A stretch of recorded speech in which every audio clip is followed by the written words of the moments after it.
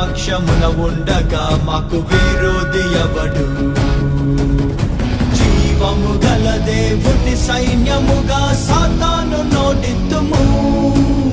జీవము గల దేవుని సైన్యముగా సాతాను నోటిత్తుము. యుద్ధం